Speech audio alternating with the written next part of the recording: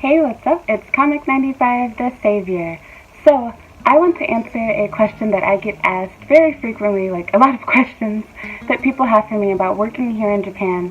A lot of people want to know, where exactly should you work at? This is a very complicated question, as simple as it may seem. No, it's not that I'm trying to withhold information from you. I really do want to help answer your question, but I honestly cannot just give one simple answer. So I'm going to make an entire video dedicated just to that. So for starts, most of you guys that are asking, oh, what job should I choose? I have 2 different interviews, etc. You're probably not currently living here in Japan.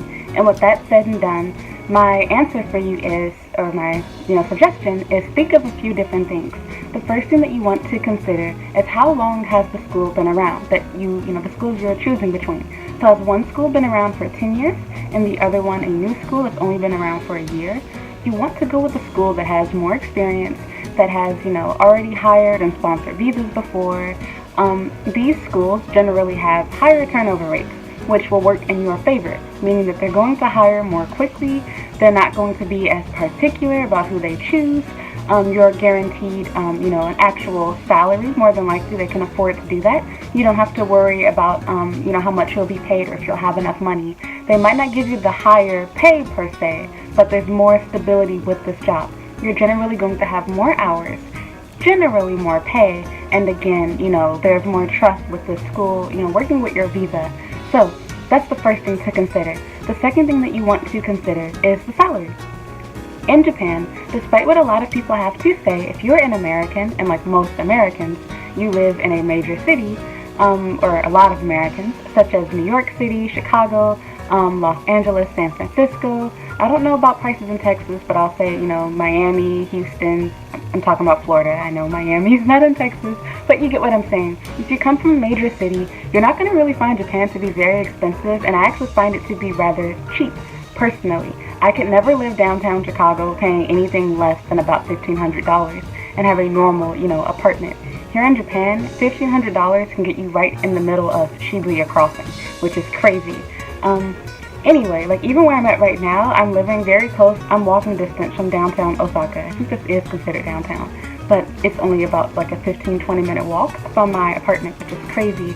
And my rent is more expensive than any of the other places that I had, but my rent is still, way under, not way under, but it's a few hundred under $1,000 a month where I'm staying right now, USD. So, consider, the salary though.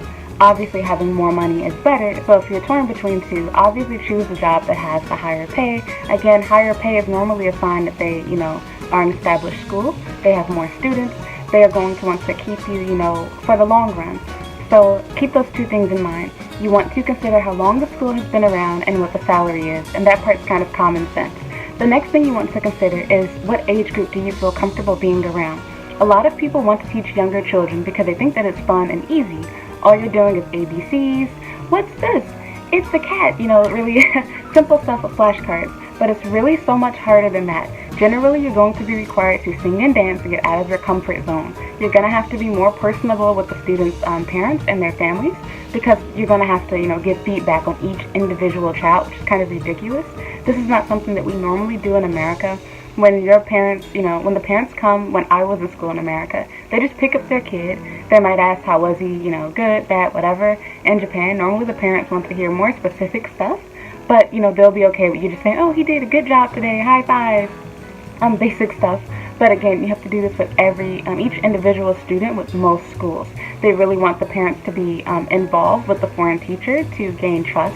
And of course, you are basically the gaijin toy. You're the, mascot of the school as the cute foreigner. So keep that in mind. If you think you want to work with younger kids, yes, it's easier stuff to teach, and this is especially easy if you are a non-native speaker, but you are going to be required to get out of your comfort zone, both with having to talk in front of the parents. You'll probably have to attend Christmas parties and Halloween parties, etc., which sound nice until you want to go out on your own, have your own date, or have your own party with adults. You're going to have to sacrifice your weekends during these, holiday times or actual holidays. So keep that type of stuff in mind. And also, dealing with younger kids, you have to remember, Japanese kids may seem polite and nice and whatnot, but when they come to your class, their English class, they're more than likely going to be a bit crazy. You're going to have to deal with kids fighting, punching, kicking, kissing, doing all kind of weird stuff to each other, and you're going to have to nip it in the bud and, remain professional without yelling. You don't want them to associate English class with, the scary, Gaijin teacher. So keep that in mind. You're going to have to parent, basically, if you're working with younger kids. There's more discipline involved. The problem with working with older kids is you have to teach them more specific stuff. You will probably come across words that you're not familiar with, weird English if you're not a native speaker, words you've never seen before, and you're going to have to be able to teach this. Older students have a more specific goal, and they want to practice more conversation, which might seem easy, but you can't just keep doing the same thing. It becomes a bit repetitive, so you're going to have to constantly, think of new topics to talk about with your high school and junior high students. A lot of the time, though, schools that are hiring you specifically for older children, you will probably be an ALT. I will get into this later, and I will talk about this in another video, the difference between being an ALT and being a head teacher. So, for right now, just consider, do you want to deal with older kids that require, more specific, harder work and help and, more detailed lesson planning? Or do you want to deal with younger children who require, more discipline? You have to get out of your comfort zone. You're going to have to sing, dance, act, put on performances for assemblies and parties, etc. So consider all of those things. And also keep in mind the location. While of course you can choose where you live in Japan, no one's stopping you. You do want to make sure that wherever you're working is easy to access. A lot of these schools, or not a lot of them, a handful of them, are actually located in very remote areas, which will either require you to drive or make multiple transfers. I personally hate having to transfer when I'm here in Japan. I like to take one train and or one bus to get there, and that's it. I do not like having to transfer at the station, walk 10 minutes to the next station, take 2 buses. That becomes absolutely crazy, even although you will be reimbursed for all of this in most circumstances. This is very stressful and strenuous, and of course you're going to have to leave early. It's just too much stuff going on. So make sure that you check the location of the actual school and consider, is this somewhere that you want to live? The average person here in Japan commutes about 45 minutes or so, and you're not really considered to be far away from your job until you reach about, the 2-hour mark. It's very normal to have a long commute to work. So keep those things in mind. And again, personally, I do not like having, a job where it's impossible to get there by train. I will add that in as well. And the reason being is, like I said, I like to make my commute as easy as possible. It's easier to check the times for the trains and to make sure that you're getting on the right train. If it is a large terminal or there's lots of different buses, that can get really confusing and hectic. And most people that are here in Japan do not have a driver's license, both the Japanese and, of course, foreign teachers. And getting a car and going through all of that stuff is too much to do for most people when you first arrive. So you should try to find a job that is near a train station, preferably, the closer the better. Generally something that is 15 minutes or less walking distance away. You can choose to rent and or buy a bicycle once you get here. I personally don't use a bike, I just walk. But again, that's totally up to you. So consider the distance that the school is away from the place you plan to stay. And if you haven't chosen a place to stay at yet, look at houses in that area. How much do they cost? Is it worth it? Do you want to live in the countryside? So consider, those things. You also, again, want to consider the age. Teaching older kids, is easier because the kids are, they're going to listen to you. They're not going to talk and be disruptive. They're more serious. But they also have really big goals. They're trying to study overseas. They want to work overseas or whatever. So you're going to have to really, really put in a lot of work for planning their lessons and make sure that you're really teaching them stuff they can really use and make sure that you have good conversations thought out. A way to do this, of course, is, reading books, watching the news, keeping up with trends on YouTube and American magazines and media and Netflix. They love to talk about these things because more than likely they are, really into American culture, English-related stuff, and they're doing a lot of research and trying to study English by watching TV shows and listening to music. So these are things that are always changing and makes for great conversation. And again, this is all for another video, so not to get too much into that. So, yeah, those are things that you really want to consider before you decide on a job. It's not all about the pay. You have to consider the age group that you're teaching, etc. And the last thing is consider how many hours they're offering you, or the second to last thing. If the job is offering to, sponsor your visa, but they're giving you very minimal hours, more than likely you're also going to have a lower salary once again, but you'll also have more free time as well. So keep those things in mind. It can balance out. For example, let's say that the job is only having you work, they say it's 25 hours per week, but they're paying you, 300,000 yen per month. That's a really, great job. You're not working full-time hours, but you're getting technically more than full-time pay. That's great. However, you can have another job that requires you to work 40 plus hours a week, and it's only paying you 200,000 yen, or about 2,000 US dollars a month. So you really want to consider, do you want to work, for less hours and get less pay, which is more than likely what's going to happen. You might just get $2,000 a month because you're working less than 40 hours.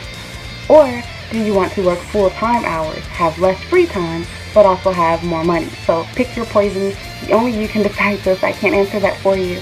The last thing that you really want to think about and consider before you decide on a job here in Japan, you really want to consider how the pay works.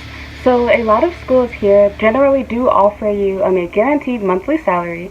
So regardless of if students show up, regardless of if school is canceled for the day, you are going to get your 250,000 yen, or roughly 2,500, a little less, dollars per month. You're guaranteed. Some schools instead offer you an hourly base rate, which that can ultimately pay you significantly more, but your pay is going to vary based off of the actual amount of students that you teach. So for example, coming late to work, if they are low on students for the semester, if students abruptly quit, whatever the case is, this will affect your monthly salary. And as most adults, you have bills and expenses, this is going to really mess things up and throw things off for you. So you really, really, really want to consider, what works best for you. Do you want to have higher pay by having an hourly rate? You'll get, more money at the end of the month. But if for any reason, which does happen frequently, students quit, classes get canceled, it's the weekend, your high school student doesn't show up, now you're out $40, $60. I've personally experienced this where I've gone to work on several different occasions when I was working an hourly rate job, and I would have literally back-to-back classes get canceled because either the weather is bad, or it's the holiday weekend and everyone wants 3-day weekend, etc. They don't show up to class for whatever reason. Can really mess you up when it comes to paying rent and bills, especially if you don't have money like I didn't put aside to handle situations like that. So that's something really important that you should keep in mind. Does this job give you a guaranteed salary, or do you have to fight for hours and compete with other teachers who has the best or most availability? Really important to think about once you're living here in Japan. And lastly, something that a lot of people don't think of, you would be amazed at how many schools here do not have a set curriculum, and they expect for you as the foreigner to be the English expert, walk into the class, and basically reinvent the entire wheel. Again, this can sound nice and like, oh, I have power, I can choose what I do, I can make sure the students are really learning, but this can become extremely stressful having to always have to plan detailed lessons for each and every class, especially if you are the head teacher. And again, I'll go into this later, but basically the difference between being a head teacher and ALT is an ALT is literally stands for an assistant language teacher. You're assisting the Japanese teacher in most circumstances. So you're not teaching alone, and oftentimes you're not even really teaching, you're just being the gaijin toy example for how do you speak to them foreigners. However, if you are the head teacher, this means you have an entire classroom to yourself. You are solely responsible for everything that they learn, which means there's a lot of pressure on you, but there's also much more flexibility. Again, even if there is a curriculum, you're going to have to do a lot more planning alone by yourself, and most of the time this doesn't even get okayed by someone else. They just entirely trust that you know what you're doing. So, let me get into that. The problem with this is if you're having to plan the whole lesson yourself, again, very time consuming, you're not going to get paid for the hours that you're spending planning at home like a normal teacher would not get paid for. You are probably going to be expected to stay after work late to prepare and plan for the next class. This may or may not be paid. My current job does pay me for 1 hour after each class that each day we stay 1 hour late. And I'm expected to arrive, I think, 30 minutes early as well to prepare for that current class and to plan for the next class. And we talk about what the students did or didn't do that day, and we take notes of the students' progress. Kind of crazy, but again, I'm not complaining, I get paid for it. So do keep that in mind. For a class or a school that does have a curriculum, the great thing about this is that if they already have a curriculum in place, all you're doing is showing up and you're literally just pressing, play on the CD player, and you're going to use the textbook that they have and teach them the new vocabulary by using the flashcards. sing the songs with the CD if you choose, and that's pretty much it. So again, decide what you feel more comfortable with. I would say that as a new teacher, especially if you don't have previous teaching experience, you will probably find it much easier to start off with a school that already has a curriculum set in place. Less pressure on you, especially, if you don't really like teaching and you're just doing this, because it's the easy way to get into Japan. And I'm not throwing any shade on you, that's what most teachers here do. So keep all of these things in mind. There's no perfect job here in Japan. All jobs have their, cons here. People come here and work in Japan and have unrealistic expectations. And I'll get into this stuff in another video, but a lot of the reason why, people switch jobs or they'll rat out a job and be like, oh, this is the worst place to work, is because they don't understand what it means to be a teacher, and they don't understand Japanese culture. Generally, any job that you work at, they're going to expect you to come to work as much as, 20 to 30 minutes early, as well as stay as long as 30 minutes to an hour after class has already ended. This is generally not paid time. But as a teacher, you should be arriving early yourself anyway, because you want to have time to prepare so that when it's time to start, you're not shuffling around your papers and trying to find the right CD and get the right textbook, etc. But for a lot of people from Western countries, this is kind of a ridiculous request, and it, deters them from wanting to work in Japan.